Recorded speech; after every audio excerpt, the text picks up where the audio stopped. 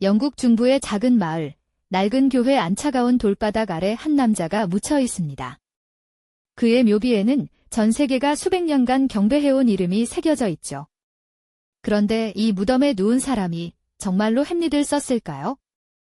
리어 왕의 절규를 만들어낸 그 손이 이 사람의 손이었을까요? 16세기 말 영국은 격동의 시대였습니다. 엘리자베스 1세 치하에서 런던은 문화와 예술이 폭발적으로 꽃피는 도시였고, 극장은 귀족부터 평민까지 모두가 뒤섞이는 가장 뜨거운 공간이었습니다. 바로 이 시대의 한복판에서 셰익스피어라는 이름이 역사에 새겨지기 시작했습니다. 공식 기록에 따르면 윌리엄 셰익스피어는 1564년 스트래퍼드 어폰 에이번에서 태어났습니다. 아버지는 장갑을 만들어 파는 상인이었고, 가족은 지방 중산층 정도의 삶을 살았다고 알려져 있습니다. 그가 어린 시절을 보낸 곳은 런던의 화려한 무대가 아니라 조용한 지방 마을이었습니다. 의혹은 18세기에 들어서야 본격적으로 수면 위로 떠오르기 시작했습니다. 학자들이 셰익스피어의 기록을 하나씩 추적하다가 당혹스러운 공백들을 발견했기 때문입니다. 세례 기록과 결혼 기록, 유언장 같은 공문서는 남아있었지만 정작 작가로서의 삶을 보여주는 흔적은 좀처럼 찾을 수가 없었습니다. 그가 어떤 교육을 받았는지는 지금도 불분명합니다. 지역 문법학교에 다녔을 것으로 추정되지만 입학 기록은 어디에도 남아있지 않습니다. 문제는 그 정도 배경만으로 로마 역사를 꿰뚫고 이탈리아 도시의 골목을 생생하게 묘사하며 왕궁의 예법을 세밀하게 그려낸 작품들을 쓸 수 있었는가 하는 점이었습니다. 셰익스피어의 작품은 규모부터가 압도적입니다. 37편의 희곡과 154편의 소네트, 그리고 수천 개에 달하는 신조어들. 그 안에는 법정 절차의 정밀한 묘사, 귀족 사회의 내밀한 관습, 유럽 각지 궁정의 분위기가 살아 숨쉽니다. 이 모든 것을 지방 출신의 극단 배우 한 명이 홀로 썼다는 서사에 일부 연구자들은 조용히 고개를 갸웃거렸습니다. 특히 눈에 띄는 것은 작품 속에서 이탈리아를 묘사하는 방식이었습니다. 베로나의 광장, 베니스의 법정, 수로를 오가는 배들 단순히 책에서 읽은 것이 아닌 실제로 그 장소를 걸어본 사람처럼 느껴진다는 지적이 있습니다. 그런데 셰익스피어가 이탈리아를 직접 방문했다는 기록은 지금껏 발견된 적이 없습니다. 현재까지 남아있는 셰익스피어의 서명은 6개뿐입니다.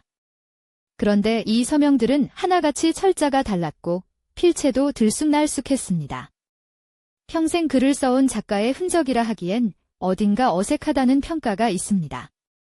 더 이상한 것은 그의 유언장이었는데 거기에는 원고도 책도 필기도구도 단 한 줄도 언급되지 않았습니다.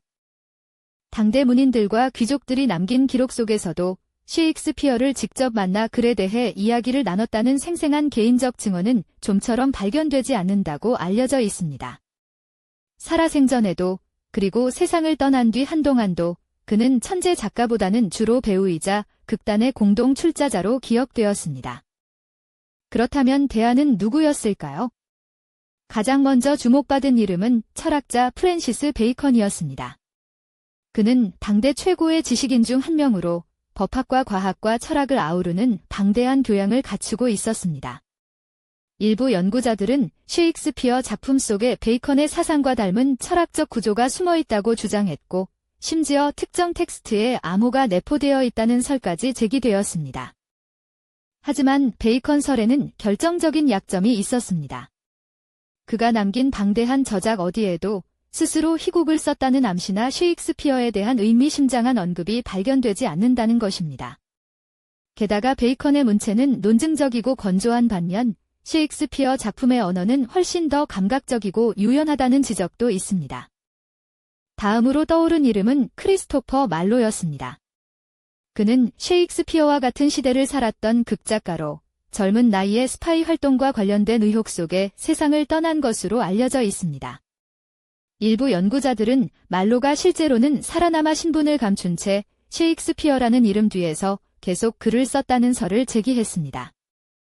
그러나 말로 설 역시 근본적인 문제를 안고 있습니다. 그의 사망이 거짓이었다면 수십 년에 걸쳐 수많은 사람들이 그 비밀을 완벽하게 함께 지켜야 했다는 이야기가 됩니다.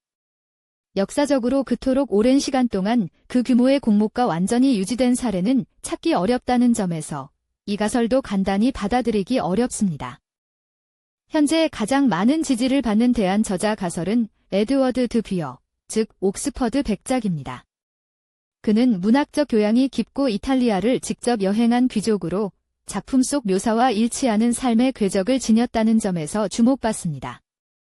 당시 귀족이 직접 글을 발표하는 것은 사회적으로 꺼려지는 일이었기 때문에 가명을 쓸 동기가 있었다는 주장도 있습니다. 하지만 옥스퍼드 백작설에도 치명적인 문제가 있습니다. 그는 1604년에 세상을 떠났는데 셰익스피어의 작품 중 일부는 그 이후에 쓰였거나 개정된 것으로 추정됩니다. 이 가설을 지지하는 연구자들은 작품의 연대를 다르게 해석하지만 주류 학계는 그 해석에 동의하지 않습니다. 죽은 이후에도 계속 집필이 이루어졌다면 새로운 설명이 필요해집니다. 그렇다면 주류 학계는 어떻게 보고 있을까요? 대부분의 셰익스피어 학자들은 기록의 부재가 곧 반증은 아니라고 말합니다. 16세기 작가의 사생활 기록이 거의 없는 것은 셰익스피어만의 일이 아니었으며 당시로선 그리 이례적인 상황이 아니었다는 것입니다. 그리고 동시대 기록들 속에서 그의 이름과 작품은 꾸준히 함께 등장한다고 주장합니다.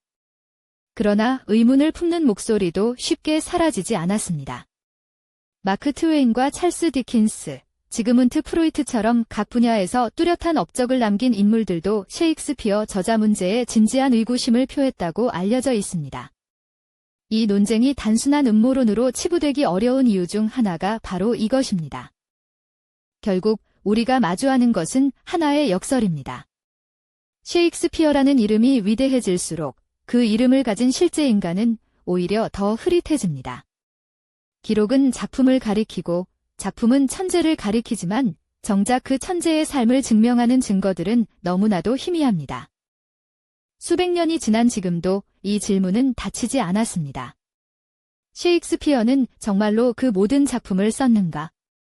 그의 이름 뒤에 누군가가 숨어 있었는가? 아니면 우리가 셰익스피어라고 부르는 것이 사실은 여러 목소리가 뒤섞인 무언가인가?